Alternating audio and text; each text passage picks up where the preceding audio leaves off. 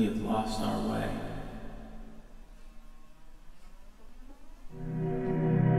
As human beings, we must remember we are nature. Human beings, we are nature. It's like we've forgotten. We're lost. Our oceans are dying. Our land is poisoned and sucked dry. We have turned our backs on nature. We have created the notion of other.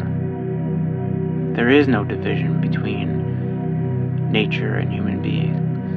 Humans are not living on the planet, but instead we are of the planet. It is part of our bodies.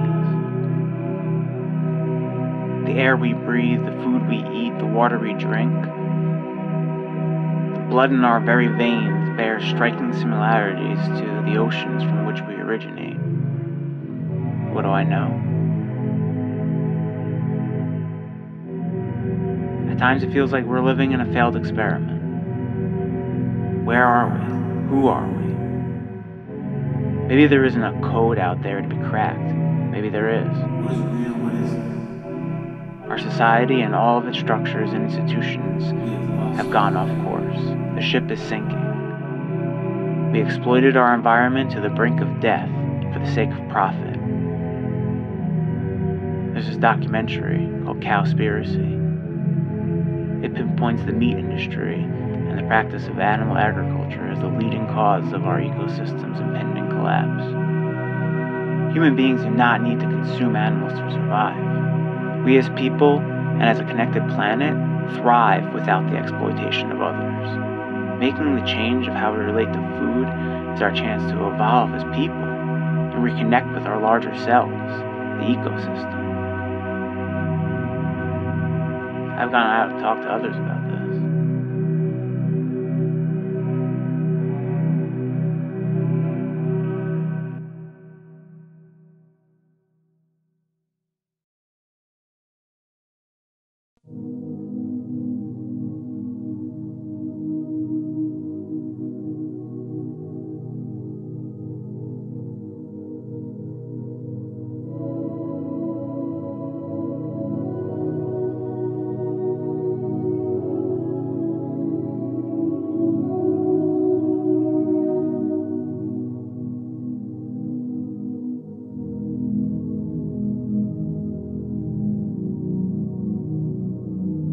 All of the livestock in America is producing a lot of manure, and that's eventually washing down through the water supply and eventually into the ocean.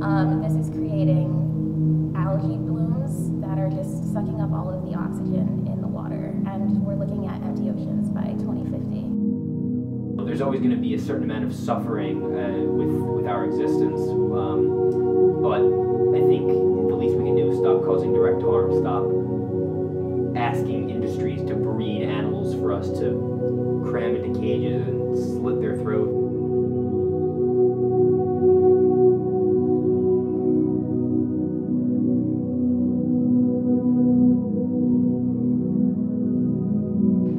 Every second football field of rainforest is chopped down in order to create land for cattle to be raised to slaughter for meat.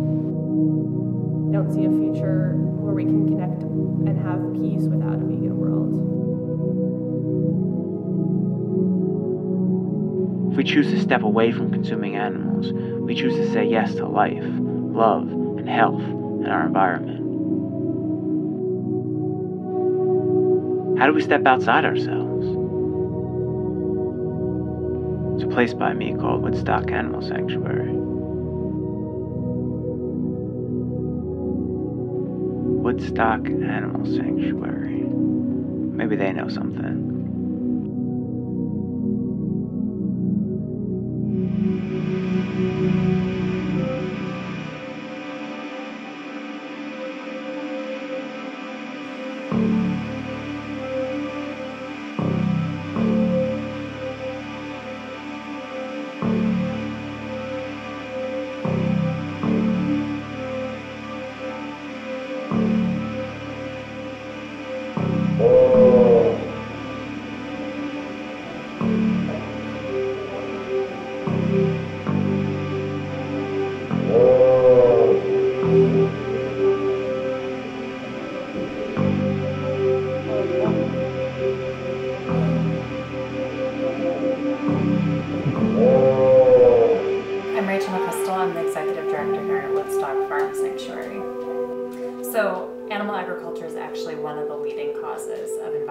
destruction, and that's from a climate change perspective.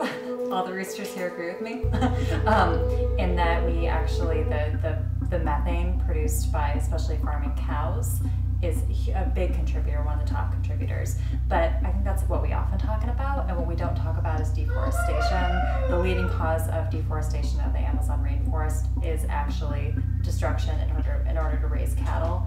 And then also it's a leading cause of water pollution. I think especially in the United States, in North Carolina, where we have a lot of pigs that are farmed, and it's hugely degrading the local water supplies. And so it's a huge cause of that. And what that does cause too is I'm a farmed animal activist, but I also really care about wildlife. It's a leading cause of conservation issues as well. So we're taking away the land where these wild animals live, and we're turning it over into land where we can farm, like do industrial farming of farmed animals. And so it's a huge biodiversity issue as well. So there's one of those rare things in this planet that is like a multi-bullet issue, and I think it's a thing that we can actually impact. One thing we have to keep in mind is I think we have this false idea that there's something natural about our relationships with animals on this planet, and it's not natural. These animals are so far removed from the species that they once were. I mean, European colonists didn't come over to North America and find, like millions of cows wandering around. That didn't happen. So what we've done is we've actually taken these animals that were wild animals, and we've evolved them, and we've done this like forced evolution over thousands and thousands of generations, and we've ended up with these animals that live in bodies that are made to suffer. And they're made to suffer because we see them as product, and so we're trying to get the maximum amount of product out of their bodies as possible. I think a lot of people point to kind of the vegan consumer foods and the vegan restaurants as the beacon of hope. I think that's great.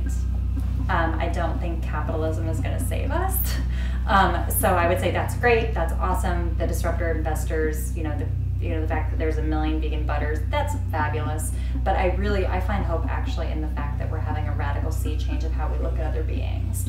And that there's so many people that are stepping up and saying, no, I'm not eating turkey for Thanksgiving, and I'm actually not celebrating Thanksgiving, because this is and actually seeing how everything is interconnected, and the radical shift, I think mostly of millennial folks and younger, but in all age groups, the radical shift in seeing that, there is something we can do, and we can hold personal accountability, and our pocketbooks aren't going to save the world. It's going to be us actually choosing to change the way we think. I think that's shifting, and I think we're going to reach a tipping point where, it's 5% of the population is vegan, and then it's going to be 10%. And just in the past 10 years, I've seen that speeding up, and I'm no longer the only vegan I know, and it's just it's really spreading out there, and it has to, because we're on a 50-year time frame in order to save this planet, and more accurately, I should say, to save our own species, because the planet's going to survive, and some form of life is going to be fine. But I think this is the thing that we need to do, is we need to radically shift our own consciousness.